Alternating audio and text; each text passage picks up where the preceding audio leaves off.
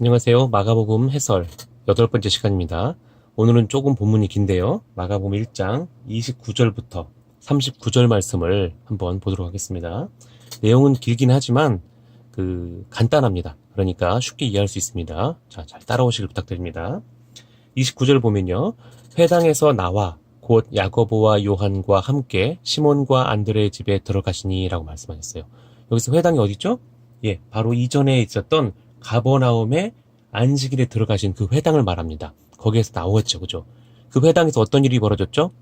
귀신 들린 자를 내어 쫓으셨더니 그 귀신 들린 자가 예수님을 향해서 하나님의 아들, 즉 하나님의 거룩한 분입니다 라고 그분의 그 정체를 밝혀주고 있죠.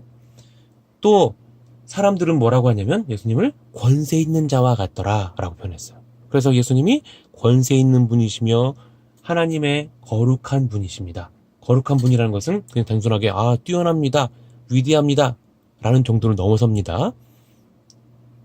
1장 24절에서 하나님의 거룩한 분이라는 것은 그들의 죄를 용서하시고 귀신까지도 쫓아낼 수 있는, 그죠? 죄의 병에서 노임받게 해주는 그러한 권세를 가지신 예수 그리스도, 즉 십자가 달려 그 죄값을 다 짊어지실 분으로 설명하고 있는 것이죠. 여기서 그러니까 십자가 사건을 얘기하는 거예요. 이것을 다른 것과 연결하면 안 되죠. 자, 계속해서 오늘 본문에 그 회당에서 나왔습니다. 그리고 제자인 야고보와 요한과 시몬과 안드레 집에 들어간 거죠. 함께. 시몬의 장모가 열병으로 누워 있었는데요. 열병도 마찬가지입니다. 열병도 당시에 고치기 쉽지 않은 병이었죠. 사람들이 곧 그의 일로 예수께 말씀을 드렸어요. 그랬더니 예수님이 가셔서 그 열병을 앓고 있는 장모의 손을 잡아서 일으켜줬어요. 자, 이것을 보면서, 이것을 들으면서 어떤 내용이 여러분 연상되나요? 예, 달리다 굼.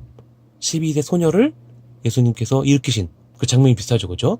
그렇게 일으키셨어요. 그리고 그 병이 떠나가자마자 여자가, 장모죠, 예수님을 수정을 들더라. 즉, 시중을 들더라. 이런 얘기예요.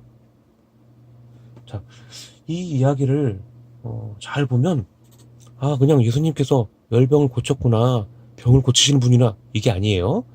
당시에 메시아의 표적인데, 표적은 병을 고치거나 또 앉은 병을 일으키거나 눈먼 자가 눈을 뜨게 하거나 뭐 벙어리가 말을 하게 하거나 죽은 자가 살아나게 하거나 이사에 나오죠.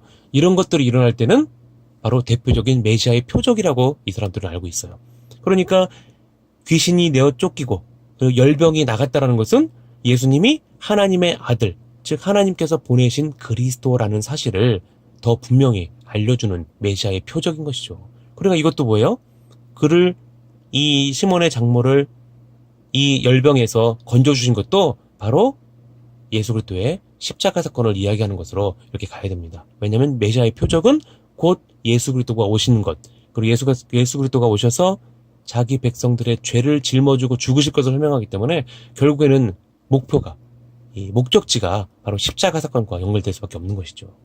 계속해서 32절에 보면 저물어 해가 집니다. 저물어 해가 졌다는 얘기 뭐예요? 당시에 안식일에 회당에 들어가셨으니까 나오셨죠?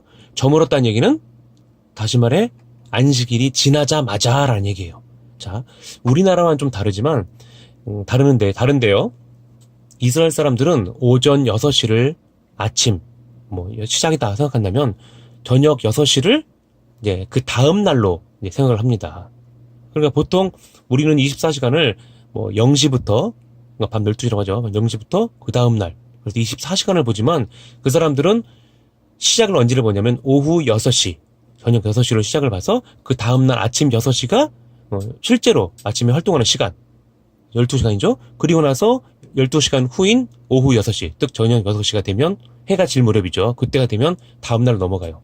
이게 바로 이스라엘의 시간 개념인 거예요. 그러니까 저물 때라는 것은 우리 시간으로 말하면 오후 6시쯤 됐다는 얘기죠. 저물어 가면서 다음 날, 즉 해가 지면서 안식일이 끝나자마자 사람들이 병자와 귀신 들린 자를 대수께 데려와요. 왜요? 회당에서 귀신 들린 자를 쫓아낸 걸 봤죠. 그리고 장모를 고쳤죠. 그러니 예수님이랑 할 수 있을 것이다 라고 생각하며 사람들을 데리고 온 것이죠. 자, 여기서는 우리가 정확히 여기 나와 있진 않지만 이제 한번 생각해 볼 부분이 있어요. 그게 뭐냐면, 왜 이들이 예수님 옆에 병자와 귀신 들린 자를 데려왔을까?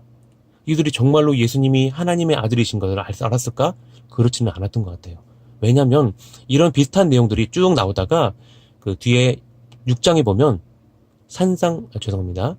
오병이어의 기적이 나오는데, 오병이어의 사건에서 사람들이 뭐라고 하냐면 예수님을 그저 자신들의 병을 고쳐줄 뿐으로, 즉 떡만 먹고 배부른 그것을 통해서 예수님을 왕으로 삼으려는 그런 움직임이 보이거든요. 그러니까 지금 이 모습도 예수님이 정말 하나님의 아들이고 권세 있는 자고 우리를 위해서 대신 죽으실 분이고 이게 아니라 그냥 자기들의 병만, 자기들의 어려움만 해결해달라고 하는 그런 상황으로 보시면 본문의 문맥상 무리가 없을 겁니다. 33절 보면요. 온 동네가 문 앞에 모였어요. 참 답답하죠, 그죠? 예수님이 오갈 데 없는 상황이 되어버린 거예요. 빠져나가지 못하고, 그죠? 아마 밤새껏 그들을 고치지 않았을까 싶어요. 34절 보세요. 예수께서 각색 병든 많은 사람을 고치시며, 그죠? 또 많은 귀신을 내어 쫓으시되 귀신이 자기를 알므로 그 말하는 것을 허락지 아니하니라. 또 나왔죠, 그죠? 분명히 1장 24절에서도 하나님의 거룩한 분입니다 라고 말을 했는데 이 귀신도 바로 그와 같은 말을 했다는 거예요. 그러니까 예수님 어떤 분이라고요? 병을 고치실 분뿐 아니라 많은 귀신을 내어 쫓으실 수 있는 하나님의 권세 있는 분이라는 것을 귀신이 다시 한번 알려준 것이죠. 그런데 예수님이 멈춰라, 하지 마라, 이렇게 금하셨다는 거죠. 35절, 새벽 오히려 미명에 예수께서 일어나 나가서 한적한 곳으로 가셨는데 거기서 기도를 하셨어요. 무슨 기도를 하셨을까요?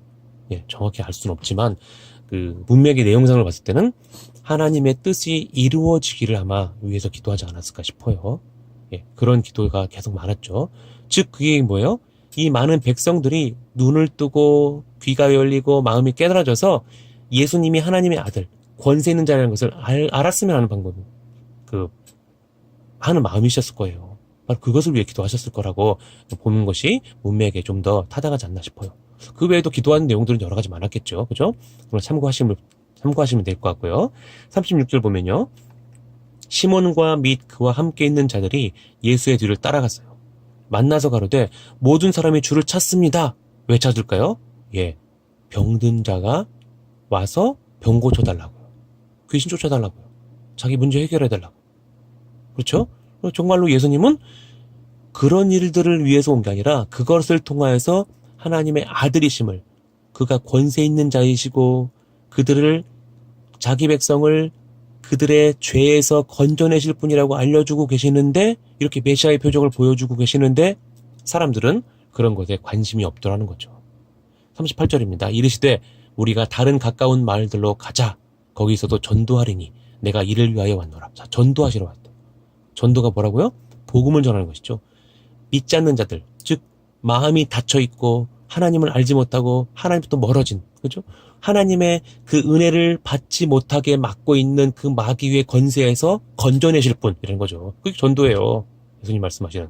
내가 이것을 위해 그들의 악한 마음, 하나님부터 멀어진 마음, 깨어진 마음, 상처 입은 마음을 다시 회복시켜서 하나님을 아버지라 부르고 그 앞에 엎드려서 회개하고 하나님의 백성이 되어서 살아갈 수 있는 그 길, 그것들을 알려주러 오신 분이라고 하면 되겠죠.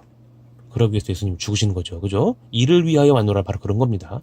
39절 보세요. 이에 온 갈릴리에 다니시며 저희 여러 회당에서 전도하시고, 그죠? 회당에서 전도하셨대요. 즉 복음을 전하신 거예요. 그러니까 또 귀신들을 내어 쫓으셨대요. 그렇죠? 계속 전도하고 복음을 전하고 귀신 쫓아내고 병자들 고치고 이런 게 나오죠. 이렇게 하면서 메시아의 표적을 계속 보여주신 거예요. 어떤 표적이라고요? 예수님은 귀신도 내쫓고 병자도 치료하고, 그래서 하나님의 거룩한 분, 십자가를 지고 죽으면서 그들의 모든 죄를 다 짊어지실 분이라고 소개하고 있는 거죠. 1장 1절부터 여기 39절까지 이 십자가에 관한 사건을 떠나지 않아요. 마가는. 이게 바로 복음서의 기자들의 그 글 쓰는 방식이라고 보시면 돼요. 마가복음도 예외는 아니죠. 그죠? 사복음 다 보면요. 대부분 다 그래요. 예수님은 누구신가? 마가복음이 그랬죠. 누구신가?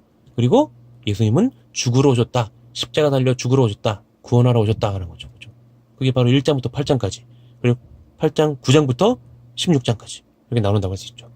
자, 오늘은 여기까지 하겠습니다. 다음 시간에 이어서 보도록 하겠습니다.